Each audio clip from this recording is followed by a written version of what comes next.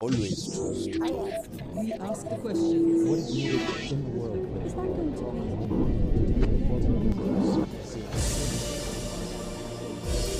A few weeks ago, Britain voted in a new parliament, and although his party failed to win a majority, Labour leader Jeremy Corbyn was the main winner of that election, performing a lot better than many of his critics and the polls had suggested he would. In this episode of Talk to Al Jazeera, we sit down with the veteran politician, talk about Brexit, the recent Grenfell disaster, as well as the war in Syria and his take on the Gulf crisis. Mr. Corbyn, thank you for talking to Al Jazeera.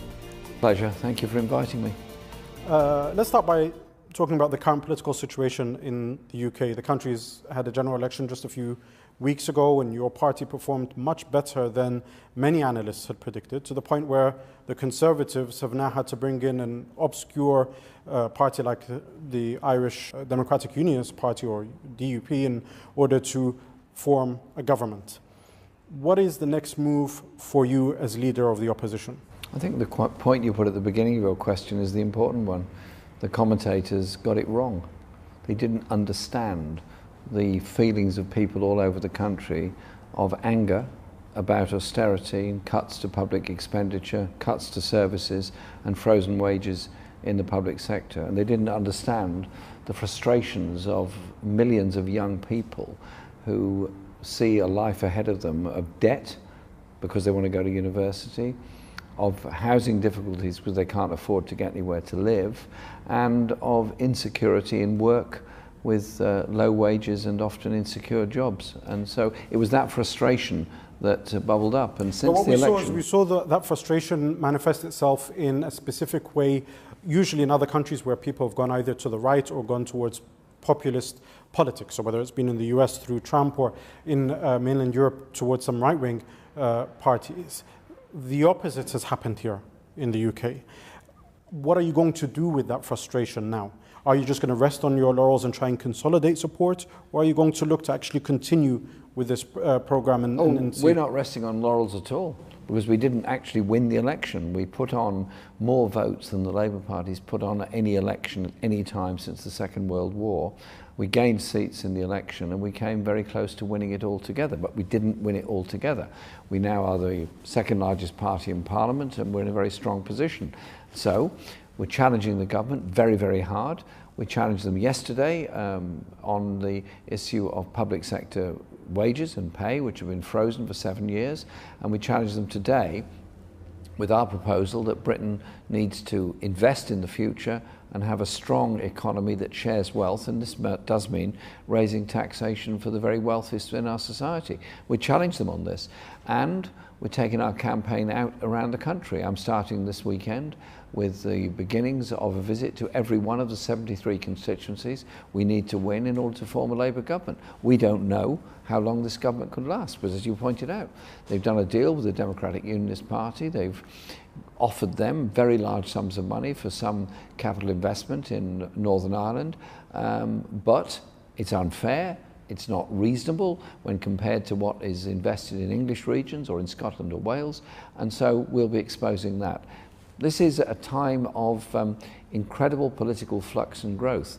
Party membership, Labour Party membership, has gone up from 200,000 at the time of the last general election in 2015 to now, for this general election, almost 600,000. We're moving towards 600,000 members. Massive increase, big increase in support, but we've not stopped there.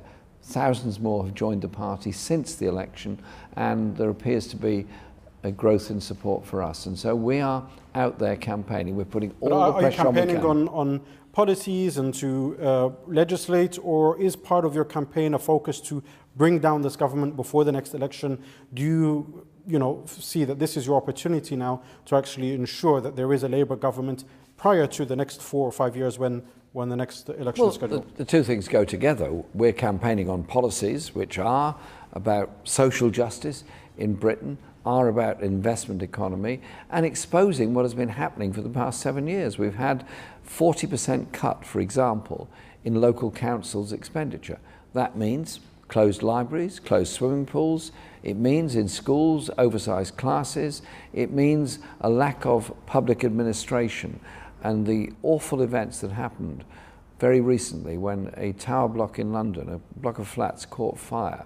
Over 80 people are already recorded as being killed in that, but we know there are many more bodies that have still not been identified. Well, on the Grenfell Fire, you made the point that the cut in public spending, there is a link between it and the fire. Your opponents claim that that was a cheap shot to score political points. What's your response to that? I think we've got to wake up in the whole country on this.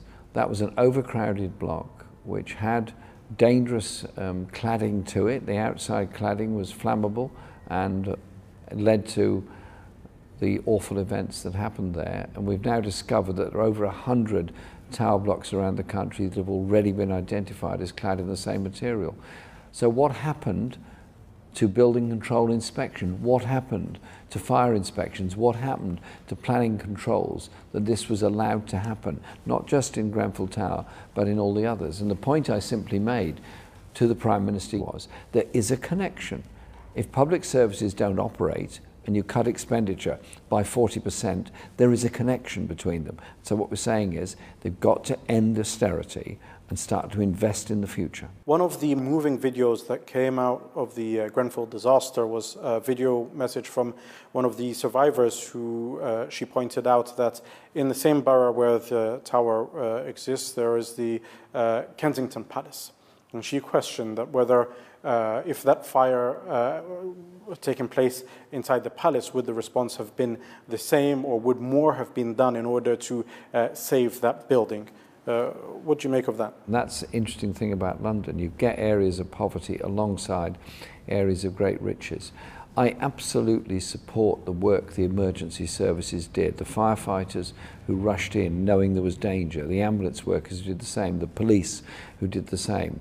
I think they made every possible effort they could to save life. The problem was the fire had taken hold. They were there very quickly. I'm not making any criticism of the emergency services and the work they did. I do criticise the government for cutting the funding for emergency services. Okay, let's move to another challenge or hot topic here in the United Kingdom, and that's about Brexit and the process of exiting the European Union. You have something in common with the government policy in that you both agree that you should leave the single market. Is that out of ideological conviction that you actually believe that now, Britain should exit the EU at all costs, or what's the wisdom behind that? A year ago there was a referendum, and that referendum came to a decision that we should leave the European Union, and I think one has to respect that decision. We're very clear of a number of things. One, we're leaving the European Union. Two, we want the closest possible trade relations with Europe in the future, a tariff-free access to the European market. That isn't necessarily the same thing as the single market, which has various rules around it. It's a tariff-free access to the market. That is very important. Thirdly, that we guarantee the rights of European Union nationals living in Britain to remain here, and the rights of their families to join them should they wish to do so here. So their position will be secure. And we ask the European countries to do the same for British nationals, but not on a reciprocal basis. We would do it unilaterally. That's the Labour view. We are very clear that we would maintain membership of the European Convention on Human Rights, and therefore the jurisdiction of the European Court of Human Rights on human rights law. Referendum happened, but people change their minds. They're not set in stone in the sense that you can also offer a referendum again, because circumstances change. Why don't you offer a second referendum on the EU? We think Parliament should make that decision on the basis that have been set out, that there will be a good trade relationship with Europe in the future. Okay, let's move to another issue and talk about the spate of attacks that have taken place in the United Kingdom over the past year or so, from Westminster to Manchester to the more recent attack on Muslim worshippers in Finsbury Park, your own constituency. How do you think the UK should be tackling the problem of terrorism? I think immediately you have to deal with it on a security basis. That is ensuring that you're aware of any dangers that are going on, and you try to prevent them if there's an attack imminently, and you have an effective police and security service to deal with that. The response by the security services and the police in the immediate aftermath of the attacks was again very good, but they're very stretched. There's been 10,000 police officers lost their jobs. But there is the wider context of it, and that is the government has pursued a policy called PREVENT, which is the idea being to prevent radicalisation of young Muslims in Britain. We believe that policy should be changed. There should be a counter-extremism policy which should deal with far-right racism and any other form of irrational extremism that happens within our society. But there also has to be a recognition that the connection with Libya of some of the most radical people, which has huge ungoverned spaces, has to be addressed. And in the aftermath of Manchester, I was impressed with the way the people of Manchester came together in Albert Square outside the town hall, all people of all communities, Jewish, Muslim, Hindu. You mentioned Libya, and I'm going to come back to Libya because actually one of the UK's closest allies has constantly been breaking a UN arms embargo on Libya. But before we get to that point, I'm not just talking about the reaction to these attacks. In fact, I'm talking about preventing them, obviously not through the program. I mean, many studies have shown that attacks is very important. Well, this is the thing. So obviously you speak about the security services, but there are a lot of studies that show direct link between Britain's foreign policy and the attacks that have taken place across the UK. In fact, you yourself have spoken about that. Yet, as you mentioned, the UK government continues to put more resources into programs that focus on surveillance and spying on minority communities in the UK. What's your take on this? Why has nobody learned the lesson in the UK since prior to even Theresa May's government? In fact, PREVENT, if I'm not mistaken, started in a Labour government under Tony Blair. Why is it taken so long for people to realise this? And what policy are you pushing as an alternative to this? In the aftermath of the Manchester attack, we had a pause in general election campaigning. And on the day that we restarted campaigning, I gave a, I hope would we agree, thoughtful speech about the issue, about the way in which communities unite in the face of adversity and the way we will not allow our democracy to be destroyed by those who commit acts of terror.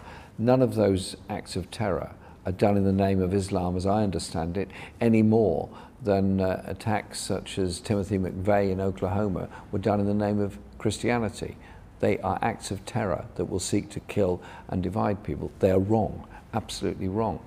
I drew the connection with foreign policy. I drew the connection with the invasion of Iraq in 2003, with indeed what happened in Afghanistan in 2001, and of course later on the bombing of Libya. And indeed, when I spoke in the huge rally in Hyde Park in London in 2003, I said this war, if it goes ahead, will leave behind a legacy of bitterness and civil strife and terrorism in the future.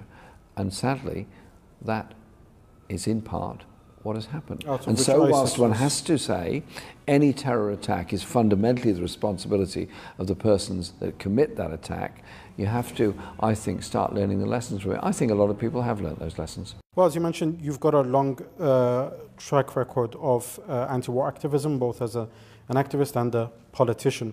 What's your stance on the ongoing war in Yemen, a war that's being led by one of the UK's closest allies, Saudi Arabia? I'm totally shocked by the war in Yemen, totally shocked by the bombardment that's taken place, by the killings that have happened, by the cholera outbreak that's now rife, and the numbers who are affected, the numbers who've already died. And of course the numbers of people living in desperate poverty or indeed in starvation. Now think about it, cholera is a wholly and totally and completely preventable disease. It comes from dirty water, it comes from pollution, it comes from the breakdown of the normal civilian infrastructure that we all enjoy in the cities and towns where we live. And so we have constantly condemned the use of these weapons by Saudi Arabia in Yemen and called for the suspension of the arms sales to Saudi Arabia to show that we are wanting a peace process in Yemen, not an invasion by Saudi Arabia. We've made that very clear. Emily Thornberry, our Shadow Foreign Secretary, has spoken on this frequently in Parliament and indeed moved a resolution on it in Parliament. So there will be a Labour-led resolution in Parliament demanding that the UK government suspends arms sales to Saudi Arabia? We've already put that resolution to Parliament.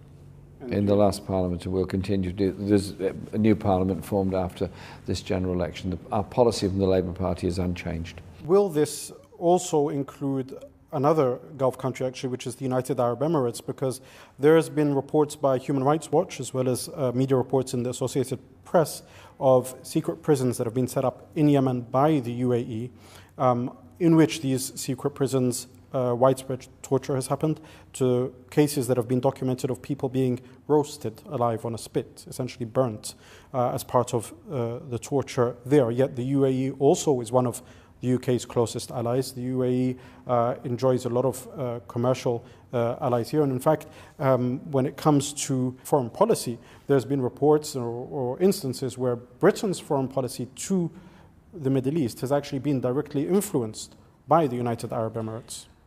There has to be a ceasefire in Yemen.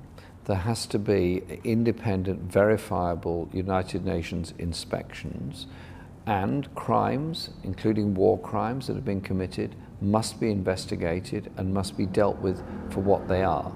All of those allegations have to be investigated and the evidence has to come forward.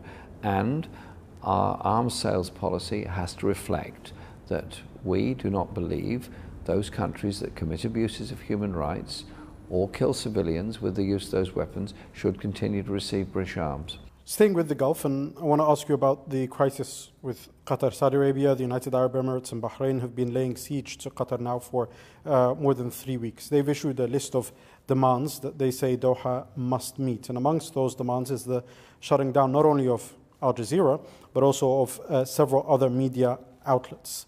Why have you not come out and condemned this attempt at curbing free speech and press freedoms in the Gulf? Well, I've always condemned curtailing of free speech, and I've always supported press freedoms. Indeed, I've always supported Al Jazeera's right to be able to broadcast. And indeed, I spent a lot of time supporting your colleagues, some of whom are still in prison in Egypt. And the demand that Al Jazeera be shut down is obviously completely wrong. And indeed, Sigmar Gabriel, the foreign minister in Germany, has made it very clear that the demands being placed on Qatar are completely unreasonable. There has to be an end to any kind of siege. How do you view Britain being best placed to bring about a political solution to this, considering the close ties that the UK has with all the different Gulf countries? Well, Britain obviously has very close ties, in some cases as being a former colonial power, and obviously a major trading partner with many countries in the region, and obviously has a diplomatic presence all over the region. I've made my points about interventions in Iraq. I've made my points about interventions in Libya. I've also continued to make the points about arms sales to Saudi Arabia. And indeed, when the situation in Bahrain has become acute, I've often spoken out on that as well. Indeed, I've spoken about Bahrain at the UN Human Rights Council at a number of seminars that have been held there. And so, yes, I want a Labour government in Britain. There may well be one as soon as we get a general election. And that Labour government's cornerstone of its foreign policy will be promotion of human rights and democracy. All right, let's move on to another major crisis in the Middle East, and it's the war in Syria. You voted against UK military action there, and you were against intervention to move, or direct intervention to remove Bashar al-Assad, a person who's responsible for killing hundreds of thousands of civilians there and displacing millions. That war is still ongoing. It's almost 7 years now. What's your solution to the war there? The war is appalling. The thousands and tens of thousands that continue to suffer and die because of that war must get some relief. The only way forward has to be a ceasefire that involves Russia, involves America, involves the European Union, involves the neighbouring states, and involves the Syrian regime. There has to be a reconvening of Geneva III, and there has to be a settlement that recognises the diversity of Syria and allows the refugees to return home. We cannot go on just accepting that arms will pour into the region and more bombing will take place, knowing full well that many of those people that die are actually civilians completely uninvolved with the fighting. I opposed British intervention in Syria, because I believe that we should move towards a diplomatic solution, that we should move towards reconvening the Geneva talks, Geneva 3. Now is the time to do that urgently, to obtain a new ceasefire. I believe it is possible in order to bring about some longer-term solution. I don't support any of the sides in the conflict. I don't support the Assad regime. I do condemn its human rights abuses, as I condemn the human rights abuses of all others. The only way forward has to be Geneva 3 and a political solution. What about the international fight against ISIS or Daesh? There is obviously a specific trajectory to how things have happened in Iraq. These groups didn't exist prior to the illegal invasion or occupation of Iraq. They now exist. And as a result of this war on ISIL, whether intentionally or unintentionally, there are hundreds of thousands, if not millions, of refugees as well, both internally displaced and Iran. What is the solution to Iraq, essentially? I mean, a country that's been ravaged constantly. If it's not been by sanctions, it's been by war for over 2 decades now. It's had sanctions, then it's had war, and it continues to have war and conflict, and continues to have desperate poverty in parts of Iraq because of those wars. And ISIS has grown because it's had money, because it's had arms, because it's had space. The arms didn't come from nowhere, the money didn't come from nowhere, the sales of oils don't go nowhere. There's a lot of people that are complicit in the growth of ISIS, and so I would have a very, very strong policy of total isolation of ISIS at the same time as promoting a political settlement in Syria. That seems to me to be the key to the future. Finally, I want to bring it back home and ask you about Jeremy Corbyn, the man. You have developed a bit of a personality cult here. You are definitely one of the more popular people in Britain these days. We saw the huge crowds at Glastonbury cheer you on, the "Oh, Jeremy Corbyn" chants that have become as famous as some of the football chants in the UK. But people still remember you as the anti-war activist who would show up on his bike or would be in the middle of pickets in central London, just him and a few of his comrades. How has this huge transformation, the success that you've witnessed, how has that changed you as a person? Well, I was on my bike this morning. I love cycling and I love talking to people in the area that I represent, and continue to do so and always will, because the only way you can ever lead is by listening to people who are going through stress and strains in their ordinary lives and supporting them and learning from them. Leadership isn't always about telling people what to do and what to think. It's understanding what's going on in their lives. I've spent my life in political activity for peace, for justice, for human rights, and I continue to do that. I contested the leadership of the Labour Party in 2015 because I was unhappy with what the Labour Party was offering. I thought we were offering a continuation of an economic system that clearly doesn't work, that has failed and has created grotesque levels of inequality in this country. And surprisingly, we won the leadership, surprisingly to many, but maybe not so surprising, because a lot of people in the Labour Party wanted something different. And so what we're doing is working with people for an exciting future. Listen, the next generation doesn't have to be poorer than this one. People don't have to live in poverty. We live in a world of great riches, and we live in a world of great opportunities. Let's harness them. I understand that, and I do appreciate that, and I know millions of people do, and that's why they voted for you. But what I want to know is that couple of minutes before you go to sleep, or the couple of minutes when you wake up and you're brushing your teeth and looking in the mirror, is there ever that time where you think, I really never saw myself here? Well, I never started out in life to become a politician. It kind of happened. I got involved in peace activities, I got involved in local community activities, I was involved as a trade unionist and trade union organiser, and I then was elected to a local council in the 1970s, and then later on I was asked to become a Labour candidate for Parliament and was elected for the area, the same area I still represent, in 1983. And I don't think you should ever be so high and mighty you can't listen to what people are telling you. You should never get too far away from the people that put you there in the first place. Mr. Corbyn, there's an Arabic proverb that says the best leaders are those who serve their people. Thank you very much for talking to Al Jazeera. Thank you. Enjoyed being here.